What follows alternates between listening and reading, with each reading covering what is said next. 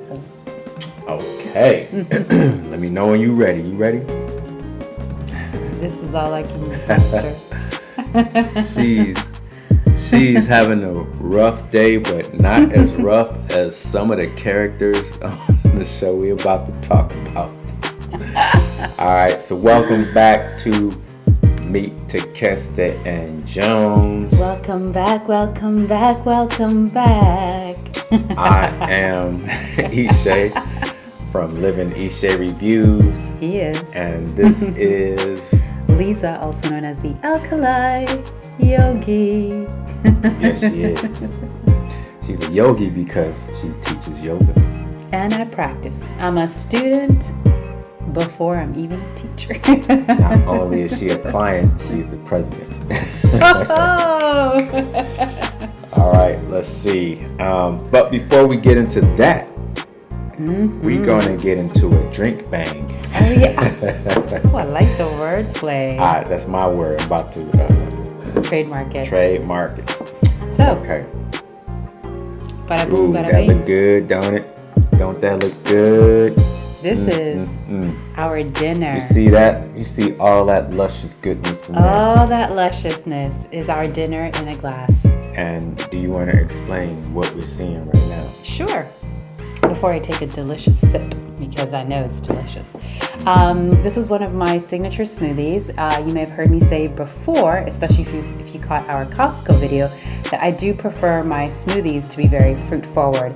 And I enjoy my veggies more in salads and in savory meals. So there aren't any veggies, but there are alkaline fruits. We have organic bananas. They're not burro though. So again, if anyone in the DMV can tell me if there are burro bananas in the areas, it would be really great. In Brooklyn, I had a spot, but hey, c'est la vie.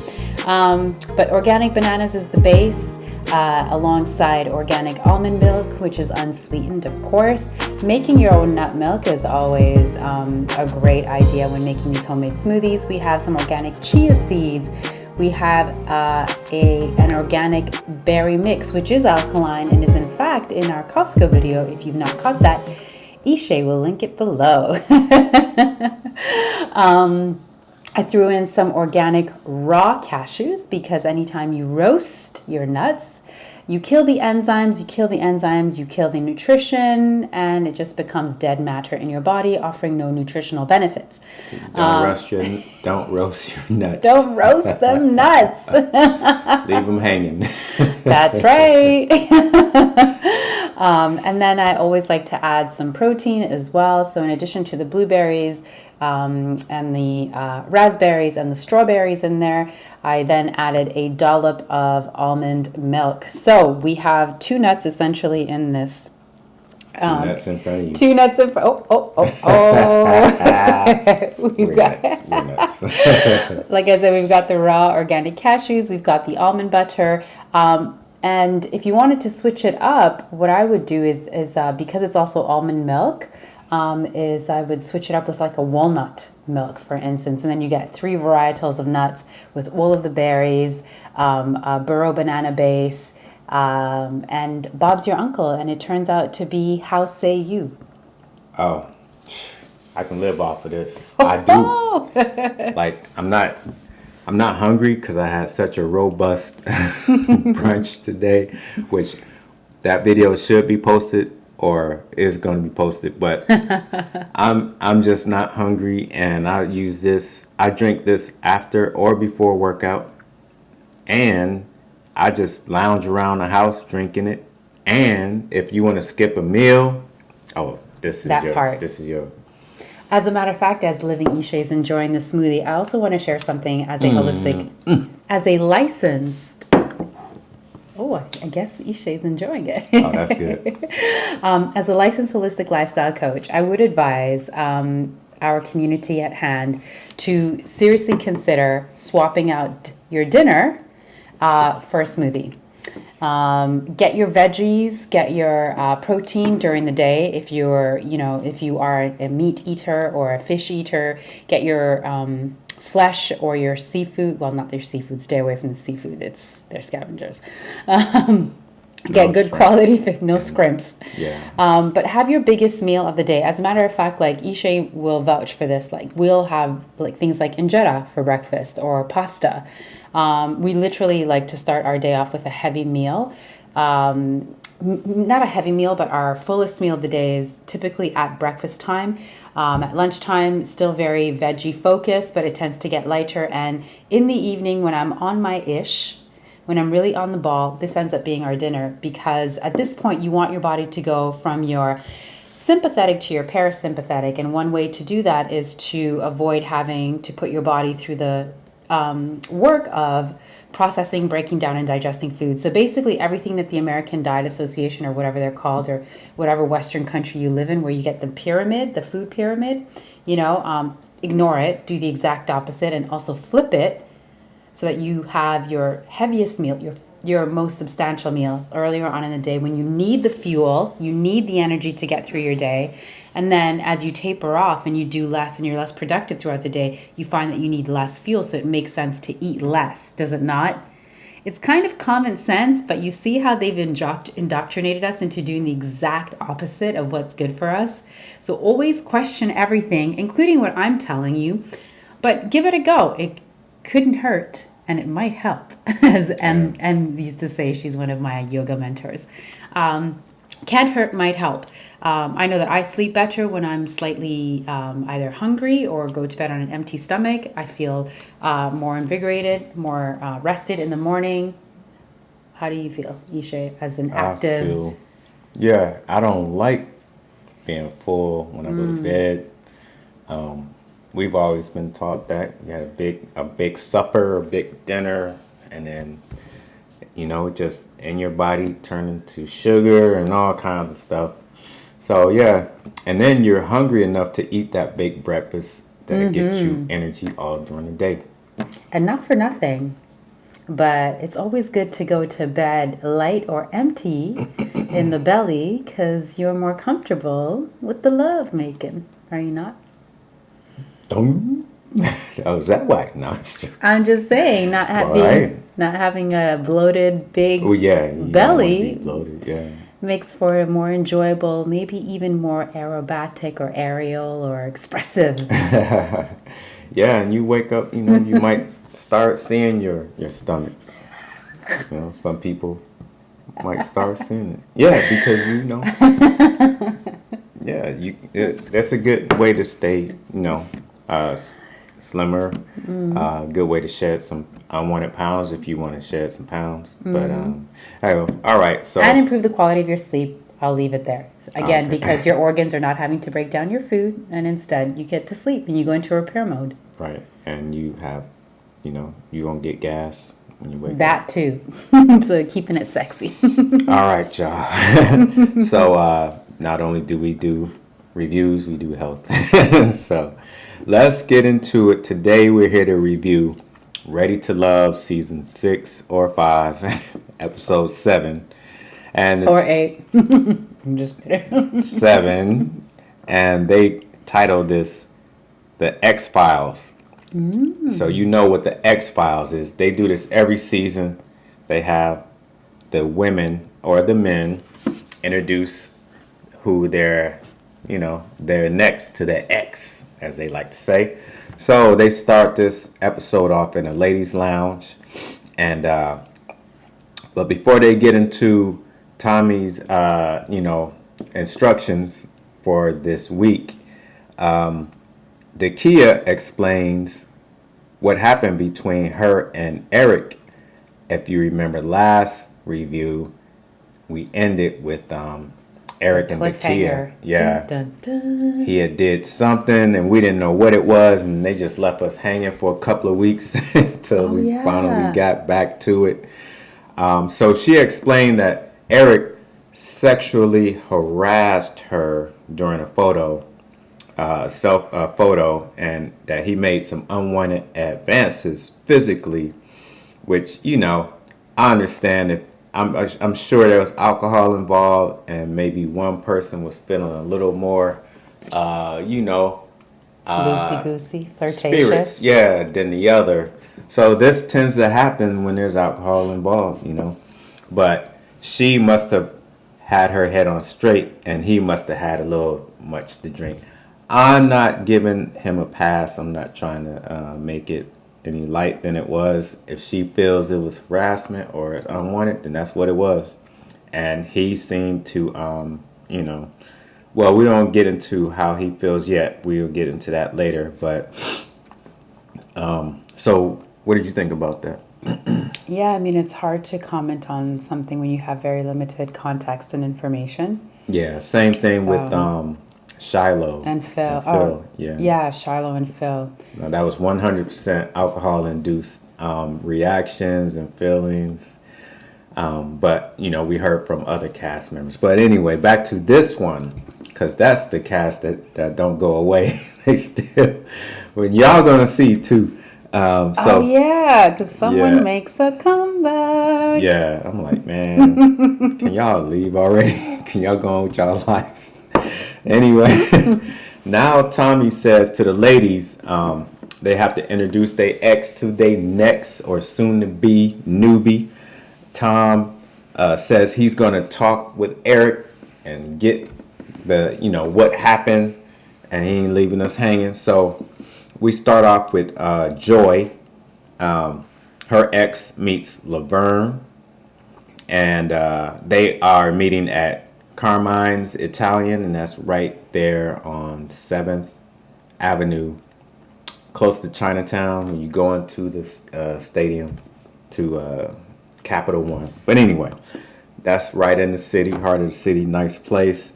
And then when Laverne gets there, guess who else shows up? Clifton, of course. And so Laverne is surprised. Clifton is really surprised. And Laverne is funny, though. Laverne is like, oh, yeah, you could just, he tells the ex and her, you can just forget about Clifton. He, she waiting on me, you can just forget all about him. But, Laverne is in good spirits, but Clifton, he really surprised me. I thought he was like a very solid, like, confident, strong type, like just not like caring. But I see some insecurities coming out in this guy. Like, I'm like, why would you? He's like bothered about this. He doesn't want to meet no exes. He don't want to be in a date with somebody else who is, vying for the same girl. Like, he says Laverne is competitive. Well, he is too. But he is, he seems like a hater himself. Like, he is, he's really insecure about this ex too, about her ex.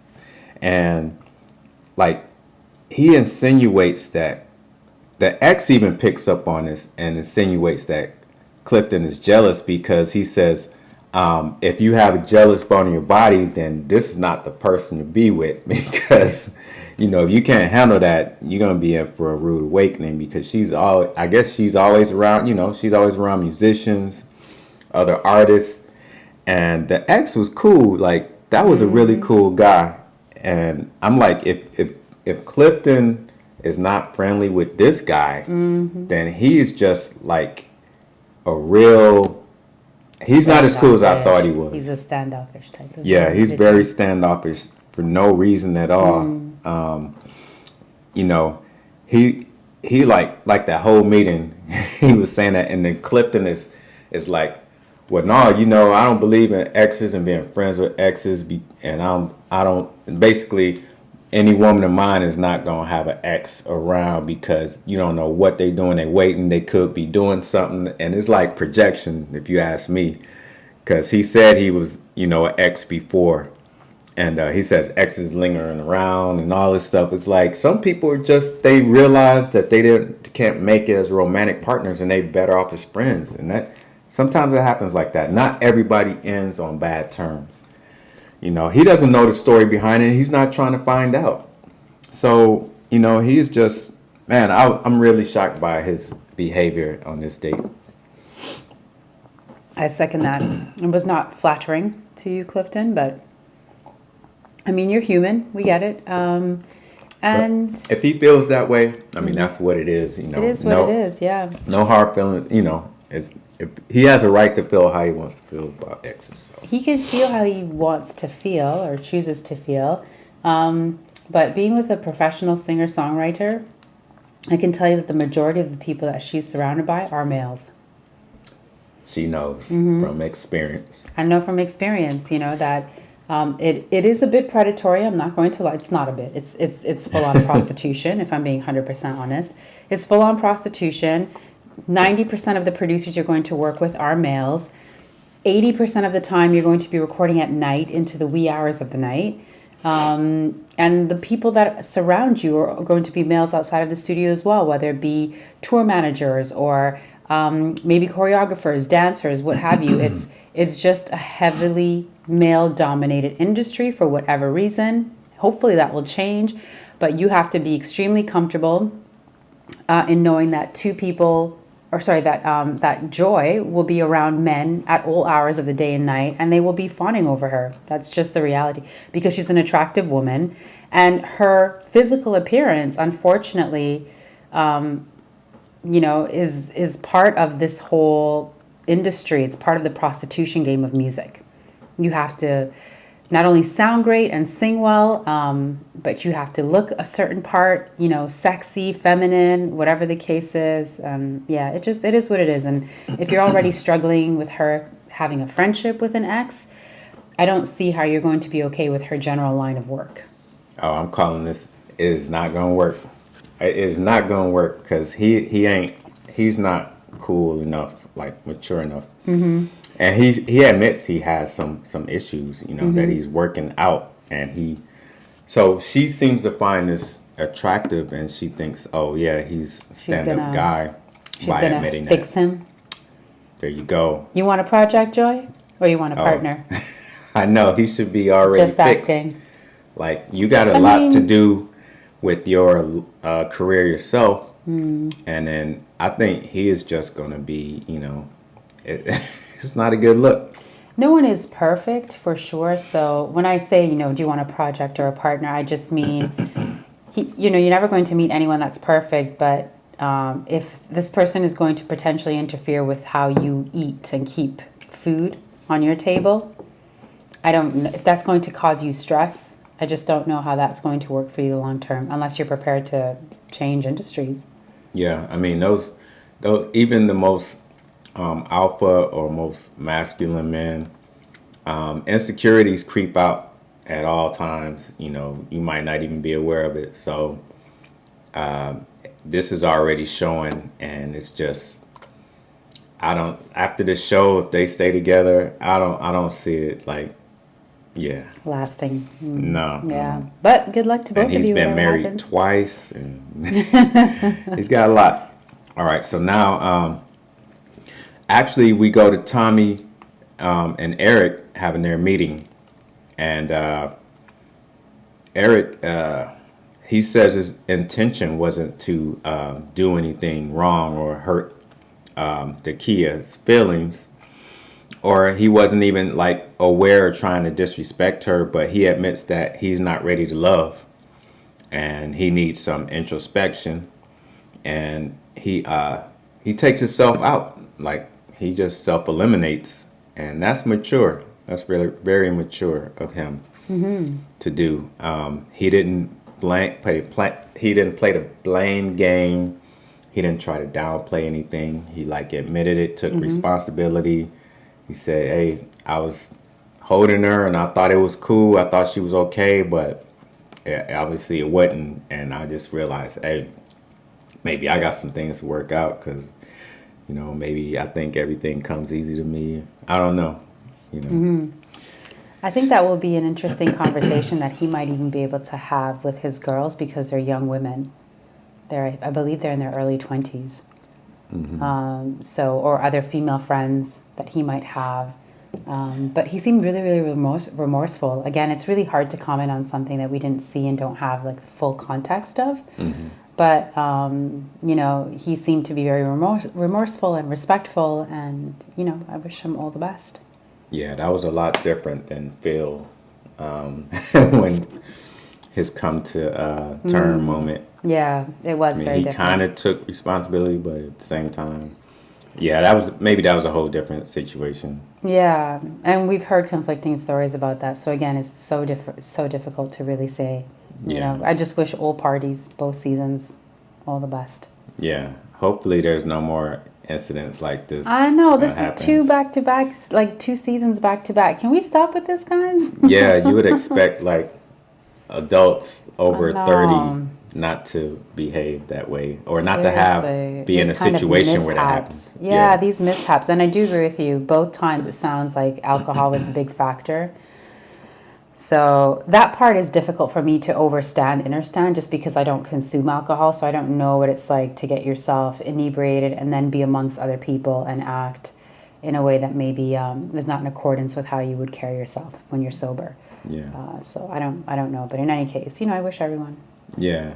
All the best. Maybe he realizes he has an issue with alcohol. I don't know. Let's not put that out there. Okay.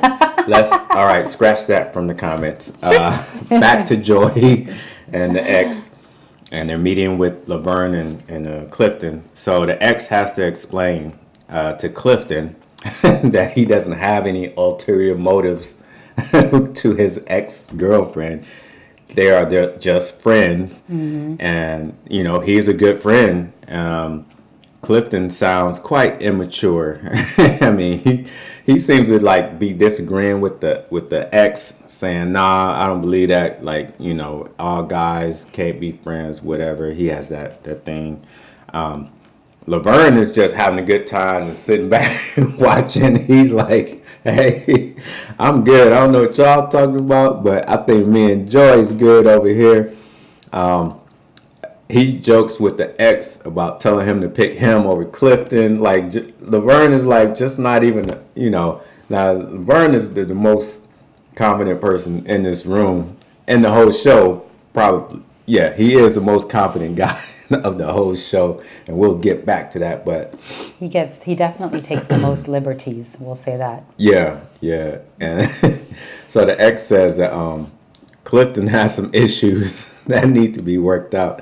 When Joy asks him, who does he think that she is, better suited for, he calls Clifton a risk. And Joy is not really hearing it. She's like, I don't think he's a risk. She's like, when do I play it safe? Woman, you're a woman of a particular age. Yeah. Okay, we're not in our 20s. It's not about playing it safe, but like that whole bad boy, I'm going to rescue him, I'm going to change him and reform him. Mm-hmm. That's not really the move, because he's already, well into his 40s. He's not changing. Yeah. He is not changing.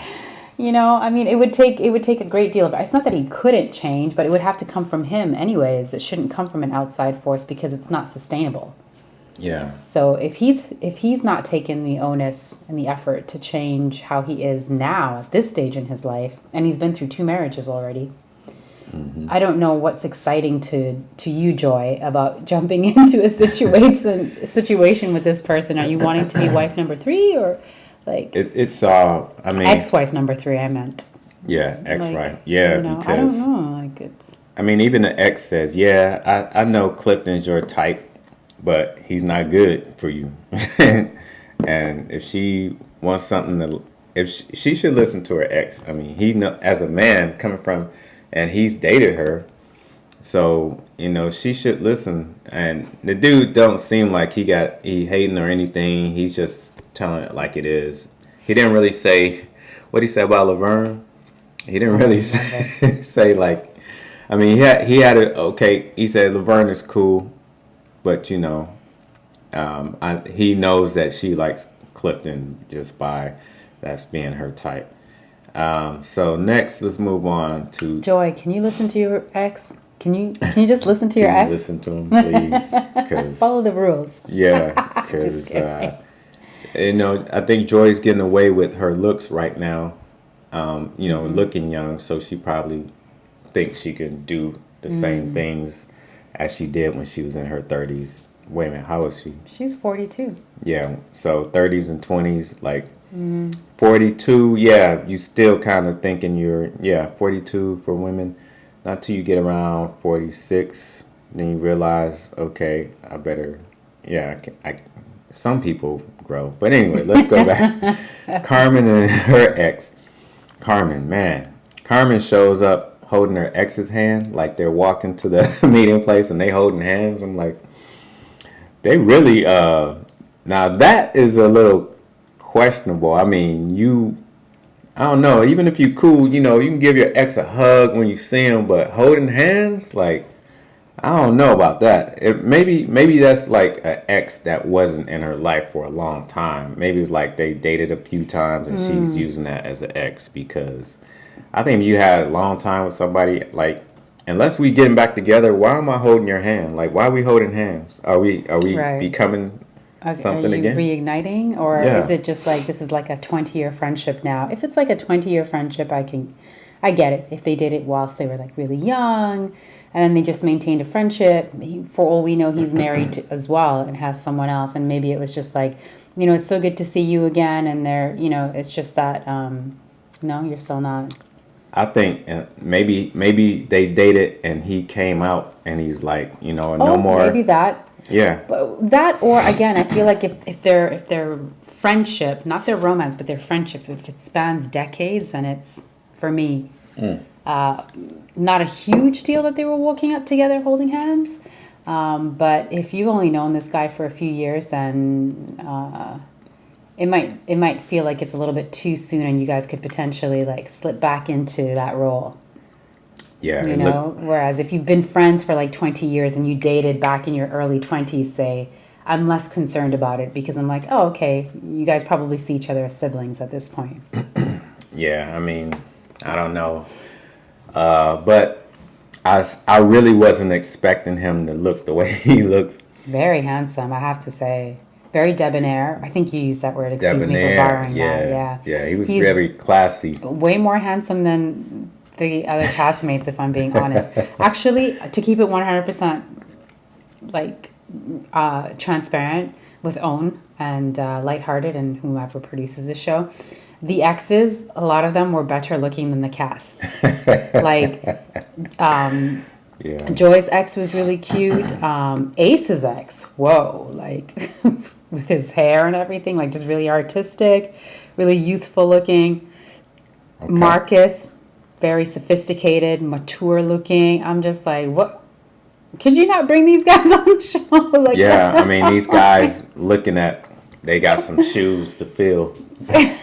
So maybe that's why Clifton had such a problem, because he was like, man, her ex all slim and cute. even Sabrina's ex was cute. All of them were like really good contenders for being cast members, if I'm being honest.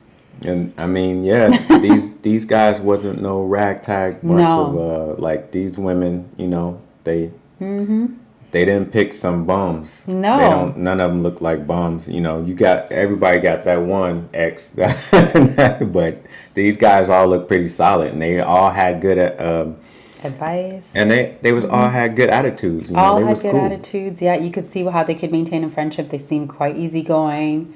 Yeah, Unless they just picked the best exes that they had, the best looking ex. which is possible. Well, I can't we're fault them for that. we're not like tripping on that, but yeah, they meet. So they meet. Carmen and her ex meet Paul and Donovan.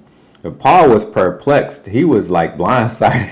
He thought he was just coming on a date, and then he like just assumed that her ex was her best gay friend or her best friend.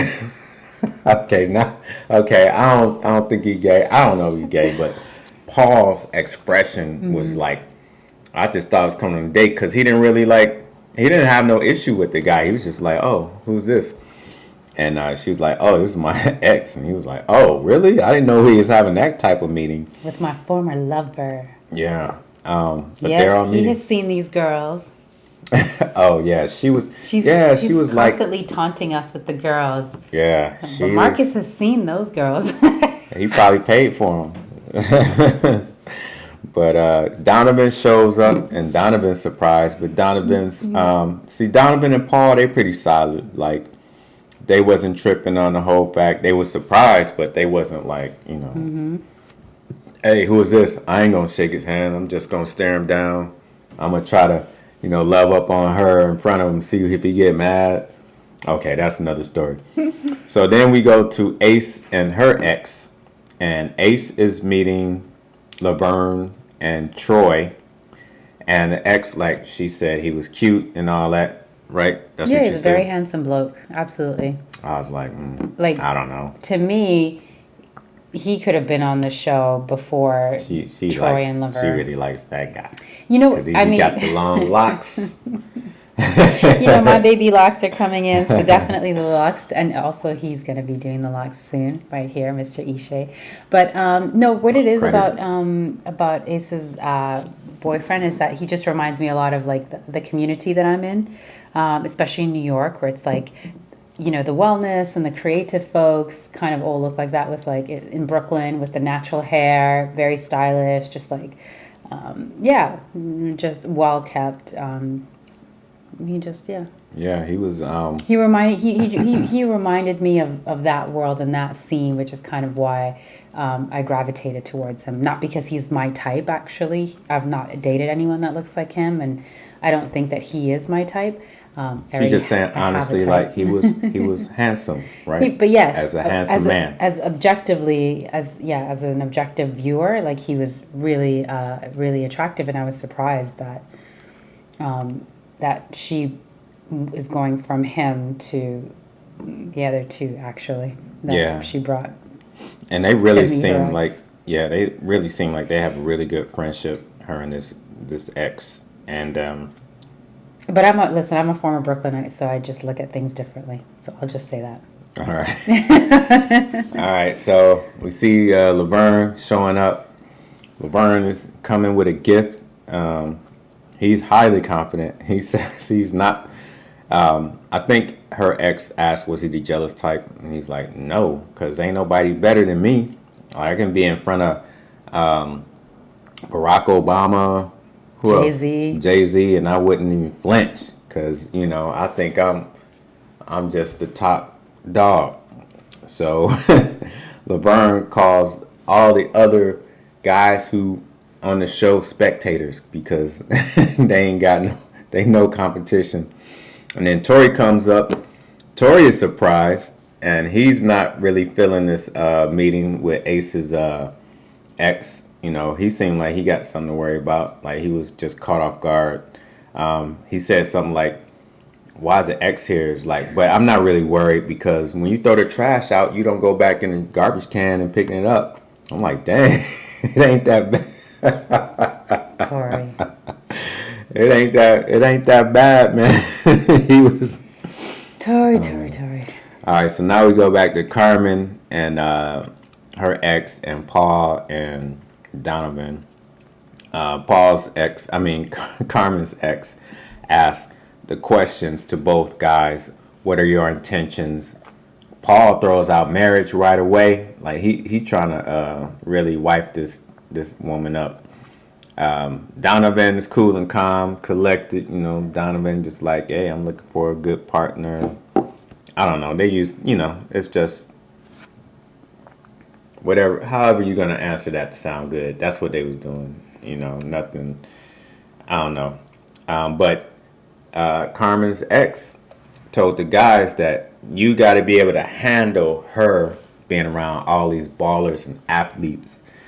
Can you do that? Paul was like, oh, for sure. I've been around that world. And he's like, what do you do? I'm a software analyst. So maybe he's an analyst at Warner Electra or one of the music industry things. But it was good. Let's put him up on LinkedIn. I'm just kidding. We're not going to do that. No, it's all good. Yeah. Donovan said, oh yeah, I can handle that. So, that was it. So we go back to Ace and her ex. What do you see in Ace? The ex asks. And Tori says, she's real. Laverne says, Laverne just started talking like, I got 2 kids, but we gonna still get it in. Like, we still gonna be naked around the house. I take my ginseng. I'm up. Like, when I see her, my little man be at attention. It was like, TMI, too much imp.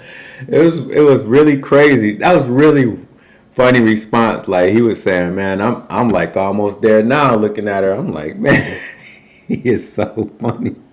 Like nobody likes Laverne, but I think I get a kick out of listening to him. So that the ex also asked, he brings up the fact that she is a very alpha woman type. And so he says, I know Laverne is alpha. And he looks at Tori. He's like, would you be able to handle her as an alpha woman? And, I think he said, yeah, he got this or whatever. But it looks like it went well. It looks like it was a good meeting. Like everybody was having a good time. So I don't know how Tori is like just. Tori was kind of wishy-washy. He's like, well, I'm not trying to, rule this woman. Everything's going to be 50-50. Yeah, so, I mean, he was trying to overcompensate, I think, to, like, sound good, to keep up, to get the ex to like him, but I think he wanted to sound like the opposite of Laverne. Oh, yeah, he wanted to Not be trying to different. keep up, but definitely trying to sound opposite. But this is why, afterwards, Ace's ex was like, if you want to be led, that's your dude. Yeah, if you want to be led, you go with Laverne. If you want to be the leader, you go with Tori. Because Tori was a little bit wishy-washy, Yeah, because I noticed he didn't talk about the kidney jokes, the rearranging kidneys. And, that was his thing, but I guess it's not working. Nobody's really falling for that. We couldn't figure it out. We were trying to figure it out how that would be done. Well, we didn't try it, but we were trying to figure it out. It's kind of that old, like, in high school when everybody who brags about what they got and what they do, I guess what I hear from women is the guys that brag is really the worst. 100%. So. Which is why literally everything that Laverne says goes in one ear and out the other. With me. I tuned him out weeks ago because to me he's a charmer. To me, when you're that charming, it's a mask. I don't feel like it's authentic or genuine.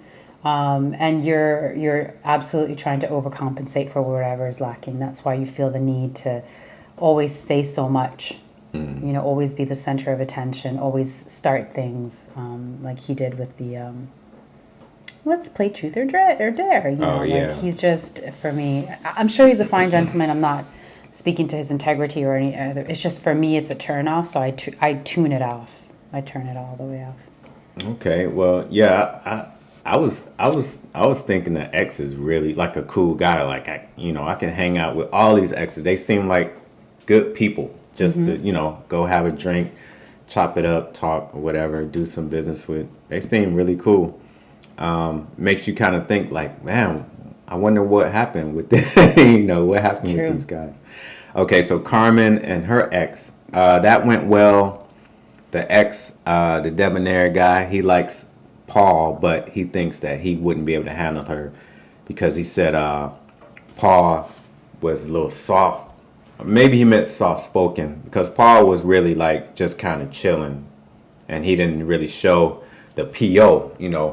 I'm the post office because I deliver. He didn't put on his act, but the ex really liked Donovan. He think that was the one for her, but are we talking? Okay, so that's it for that one.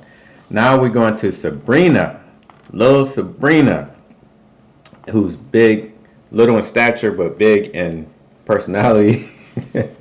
Her ex, so they first meet with Demetrius. So she had 3 meetings because she likes 3 guys. She likes two meetings. 2 meetings. Yeah. She had Demetrius. She separated that all for her and her ex, and then she had Donovan and Tori going a separate together date with the ex.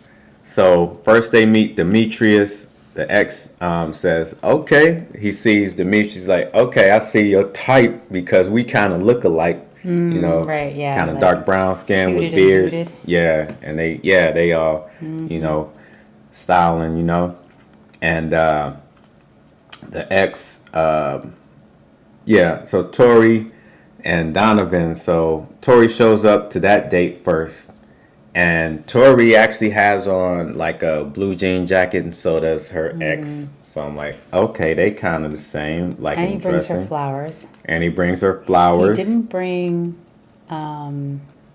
He didn't bring Ace anything. any flowers. So to me, Tori really just has eyes for Sabrina. He's just occupying his time. He occupied his time a little bit with Precious. Yeah. Even kissed her. That was weird. But he's only gifted Sabrina with cupcakes and flowers that we've seen. Oh, we know he really, yeah, that's the one for him, but That's who he really wants. he's still feeling pretty crazy from that Truth or Truth or Dare. Dare. I mean, he was really embarrassed, so enough that he got up, but he is really petty right now. he was like, so he's been using some good terms. I've been like, man, he's like throwing out these terms. He's like, I don't care about the ex, like who was yesterday ain't today. I mean, he said that right there. I was like, damn, man. he's kind of saying like, I'm the most calm, I'm the most confident. Like, you can't tell I got a poker face all the time, but no, we can see what you thinking. You think you do, but we could tell. Your at least the pettiness cameras is- catch you. The pettiness is still seeping out, Tori. Yeah. Well, so Donovan shows up. He's a little caught off guard. He's surprised, but you know, in the end, he like it doesn't faze him. In the beginning, and Sabrina likes that. She felt that he felt confident in that whole meeting, and because when you look at him and Tori wasn't so confident in that meeting, and Donovan kept his cool. He wasn't tripping. So the ex asked Tori something, and then Tori replied honestly, and the ex was like, nah, lying. I know. I thought that was cool. I caught that. Donovan said he chose Sabrina. He'd choose Sabrina today. If it was all over, he'd choose Sabrina. That's the one. But he still says, but it's kind of early. So it's kind of like, oh. And you say you would choose her, but not really. You still want to see what's out there. Because, I mean, fair enough. He was one of the last ones on the show to join. So the ex sees that. So then they end that date, and Sabrina, well, the ex sees Sabrina, how she is looking at Donovan. And the ex like, oh, you like him. You really like him. And so the ex picks Donovan. He's just like, Tori, he's not for you. He says but he likes Demetrius too. So he says, if you want to build something with somebody, pick Demetrius. If you want happiness, you just want to have fun, pick Donovan. That's your type. Like a blowout. That's you all day. But I see y'all as having fun because, you know, he's got 2 kids. He's pretty settled. I don't know if he's going to be moving all around the country like she wants to do. Right. So now, did you? I'm taking up all the time. Did you have anything? Is good? Yeah, I don't have anything to add. I'll just say that Tori, you know, he again let his pettiness show, and he's like, I don't understand how many connections Sabrina has. Yeah. You know, he was even ticked off by the fact that now Donovan has piqued her interest. So I think this process has been tough for Tori. He's a sensitive type. I get that. Yeah. I really liked Tori, but he was kind of not disappointing, but I was just like, I don't know, I was just kind of sad to see that he's going through this. That whole kissing Demetrius thing messed him up. Big time. He hasn't been the same. He definitely lost a lot of his confidence after that. Yeah. So Christina, we go to Christina and her ex. Now, see,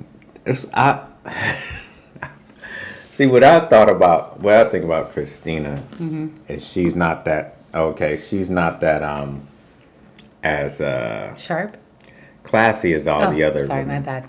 So anyway, so they meet Paul, and then Demetrius comes. So Paul says, wow, her ex is young. Well, she's young. Well, she has a young ex. She's 31. He must have forgotten. Yeah, and I think they was dating in high school or something like that. Which is all of 10 years ago. Yeah. So then they meet Demetrius. Paul's surprised that Demetrius comes, and so, but Tina is warming up to Demetrius. Like she's kind of liking him a lot now. Demetrius is treating this like an interview that he practiced on saying this stuff, but I don't know. It seems like Tina and her ex kind of like they didn't really finish out what they had because she got communication problems, like you said. She ghosted him one time, like, oh, now she called you back to do this. It was just that was a weird meeting. If somebody had something, they would think about that. Yeah, I agree.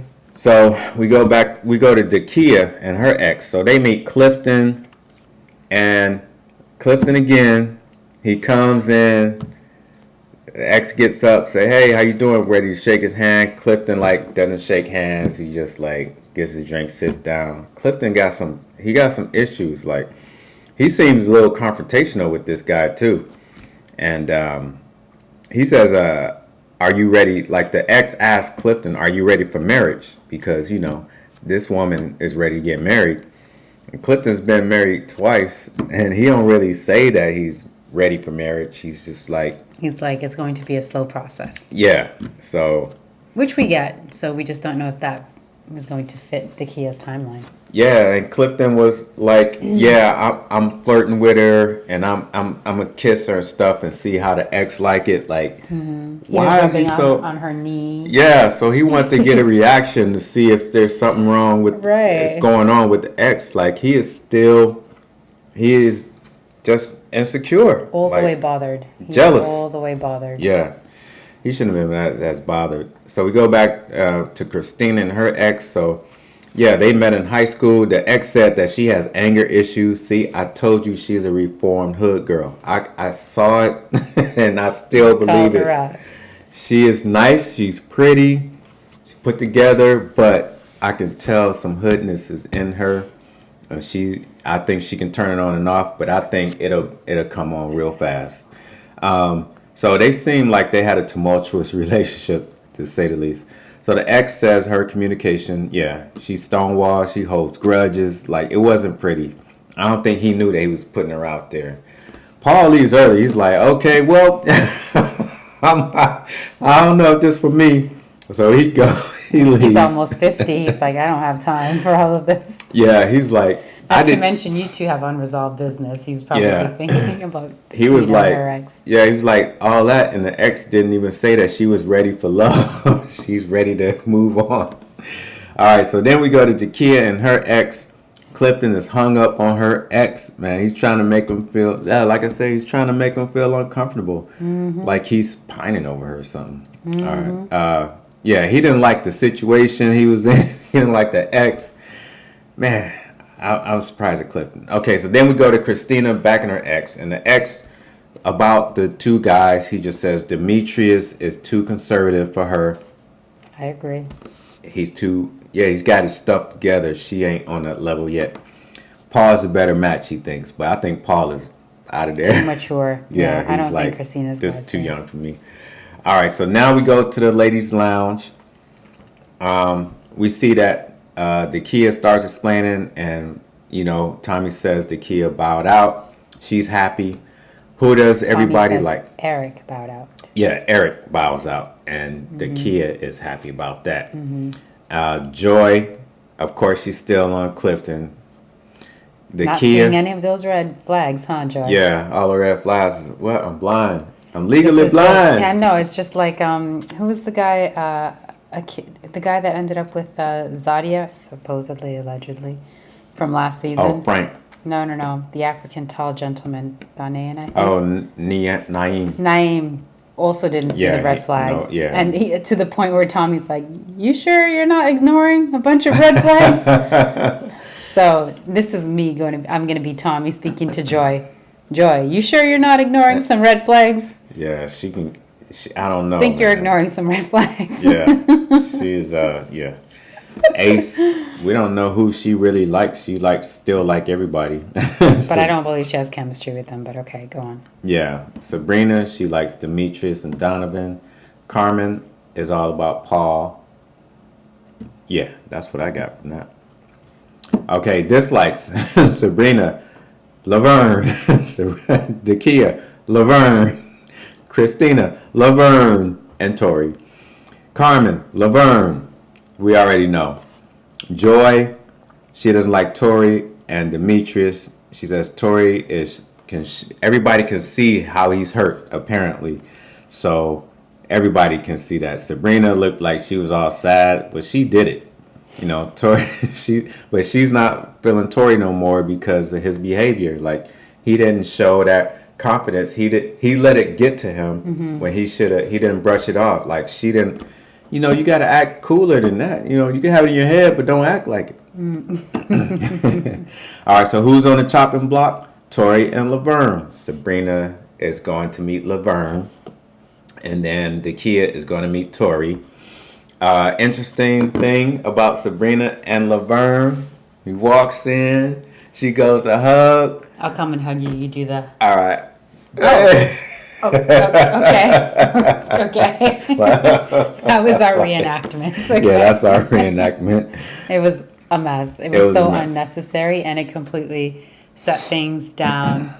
You know, things went downhill from there because once you're greeted like that, it's just rubbish. What do you expect? Yeah, it's all in the greeting. The greeting sets the.